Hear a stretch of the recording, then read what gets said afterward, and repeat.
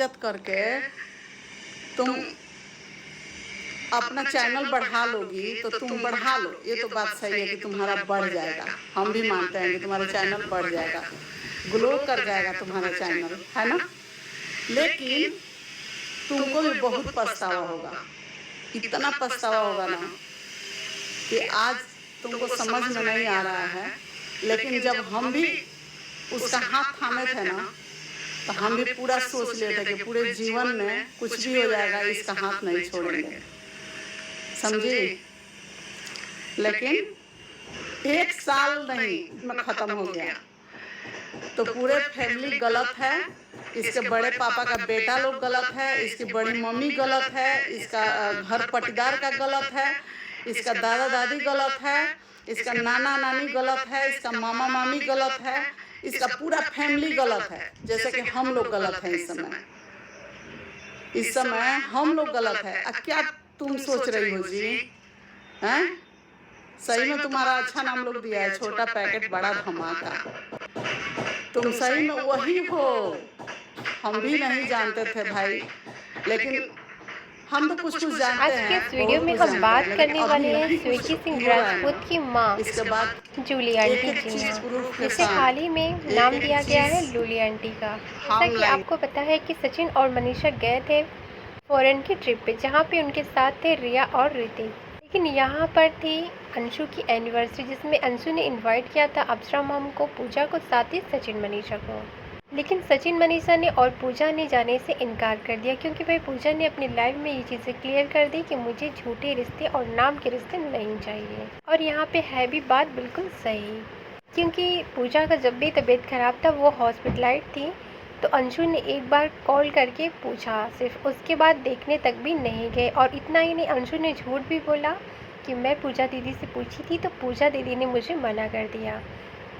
चलिए भाई, हम बात करते हैं अंशु के बारे में। अगर मान लीजिए किसी का तबीयत ख़राब है आपके रिलेटिव का, तो आपका फ़र्ज़ बनता है कि आप उनको देखने जाएं। आप उनसे पूछ के तो नहीं जाएंगे दुख में कि भाई मैं मिलने आऊँ या फिर ना आऊँ।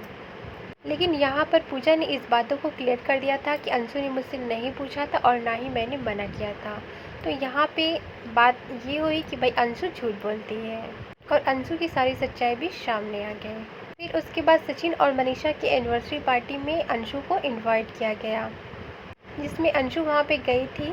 और वहाँ से आने के बाद अंशु ने अपनी प्रेगनेंसी का बहुत बड़ा सियापा क्रिएट किया। अंशु ने कहा कि मेरी 3 मंथ की प्रेगनेंसी थी और अम्बाला में जाके मेरा प्रेगनेंसी जो है डिस्ट्रॉय हो गया। तो ये सारा ब्लेम जो है आ गया सचिन और मनीषा पे। बस अंशु का इतना कहना था कि अंशु की सारी फैमिली राज फैमिली पर झपट पड़ी, और सबने यही कहा कि सचिन और मनीषा मनहूस है, क्योंकि उनको बच्चे नहीं हो रहे हैं और वहां जाने की वजह से ही अंशु का मिसकैरेज हुआ है। 3 से 4 दिन के बाद ही अंशु नॉर्मल हो गई। इतना कुछ होने के बाद भी अप्सरा मॉम अंशु को देखने हॉस्पिटल में गई थी।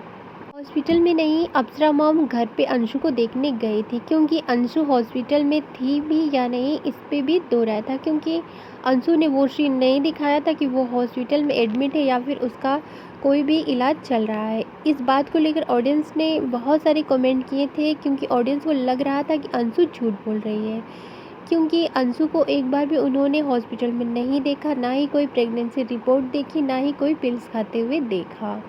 इस चीज़ को लेकर ऑडियंस कमेंट करने लगी कि आप अपनी प्रेगनेंसी की या फिर मिसकैरेज की रिपोर्ट दिखाओ। तो इस बात पर अंशु का रूडली सा जवाब था कि क्यों दिखाए, क्या आप लोग जज हो?